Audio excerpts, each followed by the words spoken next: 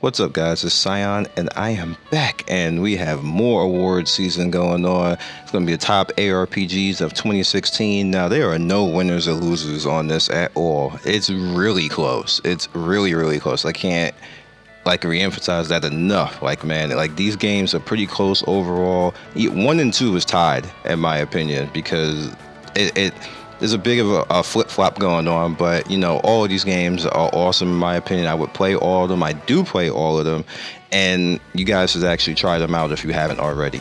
So we're gonna go right in with number 5, and number 5 is something that just started, Victor Vran. Now, I hadn't actually played this until recently, and I really slept on this game. This game is pretty good, and you will never there's some things that you don't have in the game, in the genre, until you realize that you didn't have it, that you realize how much you missed it.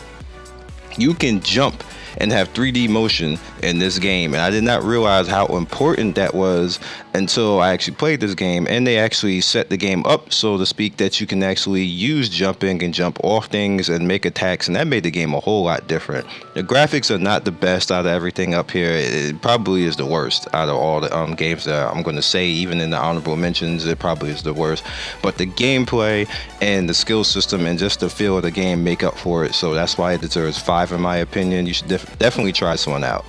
The next one up on number 4 is Grim Dawn. Grim Dawn is awesome as all F. I love Grim Dawn. It can't be any higher than this, but I love this game overall. It's another game that just recently decided to pick up. It's not that expensive, so definitely try. If you want to think about it, you can just give it a Google search and figure out if you want to actually try to spend some money on it. There's a few people that have done really good guides on it. I think you can check out Poxkappa, Poxkappa. You can check him out. He does a lot of good guides on this, so you should definitely try to get into this game. The skill system, as you can see right here, is just ridiculous. The devotion system right there is very good when it comes to customization. This is one of those games that is a sleeper and people don't know about it, but it's one of the best ARPGs out right now, maybe of all time. 3, Marvel Heroes. Now, Marvel Heroes is kind of in a precarious place right now. It's changed leadership a few times, and it actually changed this whole outlook and this whole way that skills system work. I detailed that in the recent video. It actually is going to be a very good game. I've been on a test center for this, and it can't get any better than what it's doing right now, especially that controller support. A lot of people have asked for that, and the 3D motion again, and just the simple characters and the storyline, because it is a comic book game. You got to give it some props on top of that, and it has a ton of characters, about 60 playable, and then another 20 or 30 that are team ups and everything like that. So you should definitely try this game out. It's free to play. You can earn everything in the game without actually spending a single penny, and that is very good. Cash App doesn't mess up anything in the game, so definitely try it out.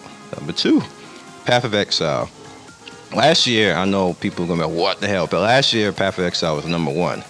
And I believe earlier this year it was number 1, but stuff has happened since then. Nothing that Patb of Exile has done wrong. This is still the awesome game that it is. It is still the look at that, that's just sexy. There's so much character customization in this game, as far as how you can use your skills and how your character can look, and the skill system alone.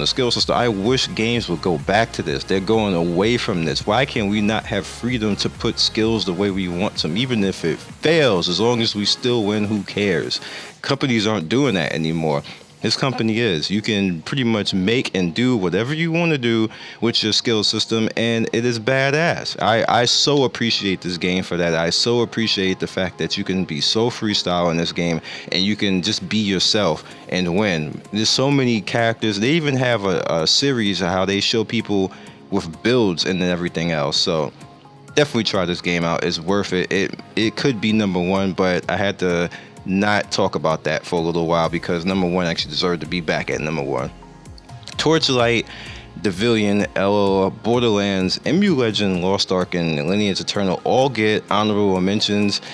It's just that, you can't have everything up there, and I believe that if it's going to be a top list, it should be top 5. It shouldn't be top 10, because then it's just like you have a whole bunch of people who are not good to be in the top 3 or the top 5. So I put that up there. What you're basically looking at right now is Lost Ark, and I just at this point just decided that these games should get honorable mentions. You should Google search them and look at them, because they all in their own right have different things about them that make them good. Not good enough to be in the top 5, but definitely something you should actually try out, especially when Lost Ark and Lineage Eternal come, because they're not out yet, but I've actually played both, and both are pretty good games. I am trying not to burn out, so I'm not doing the things that I used to do in the past and just go out there, hey, video. I'm not doing all that anymore. You guys notice that I'm not really going into these betas anymore. I'm not doing videos on them because that causes a problem for me later. That's me personally. I'm not telling anybody else to do that. That's just what I'm deciding to do. So yeah, there's that.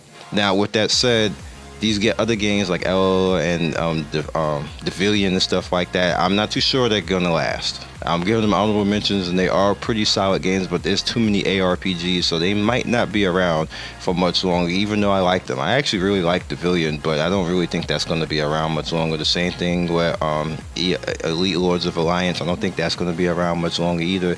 And you know, Borderlands just doesn't do anything right now, but I have to mention it because it officially is an action RPG. So number 1, boom.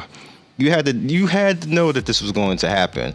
Is Diablo 3. And I'm only putting Diablo 3 because I'm not putting 2 different games, because Diablo 2 deserves its props and is run in the sun, but there was no way I'm going to actually have Diablo 3 and 2 on this list.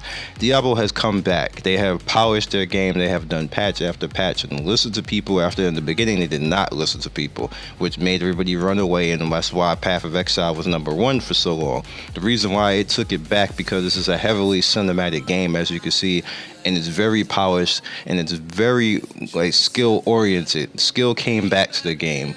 Good came back to the game. They made a comeback. Blizzard made a comeback with this game. Like it sucked ass in the beginning. It was so terrible, but they have made it so that it's not terrible. They came back and took their crown, so I gotta give them props. Sometimes you just have to stop and say, okay, Diablo has come back now. Not to say Path of Exile has done anything wrong, but Diablo has made the comeback now. It's so smooth and badass right now. Like I actually went and picked it up a month ago, back when I was on my ARPG kick. Like I just started playing all types of ARPGs, but I actually went and picked this up when it was $20, this combination pack. So definitely try this game out. It deserves its number 1 now. You guys can have a whole hell of a lot of fun with this game, and I don't know what else to say. It deserves it at this point. So talking about the ARPG world, now that we've gotten through the top 5, ARPGs are taking over. Browser-wise, mobile-wise, MMO-wise, it's taking over. You guys can definitely look forward to it getting better. Lineage Eternal and Lost Ark are insanely sick-looking games, and there's other games out there that are not being talked about that are extremely good. It's a good place right now for the ARPG genre, so definitely get used to it because it's not going anywhere. It seems to be taking over for the normal MMO genre, and I don't know how I feel about that, but it's a thing, it's happening, there's not much we can do about it. So enjoy it for what it is and have fun with it. So other than that, bottom left is going to be more of award season. Bottom right is going to be MMO show. Top right, Lady Legacy. Top left is going to be a random video. Of course, if you want to be first in Notification Squad, hit that bell right there so you can be up in here first to see the videos. So I'll catch you guys soon, and I hope you guys are enjoying award season. Peace.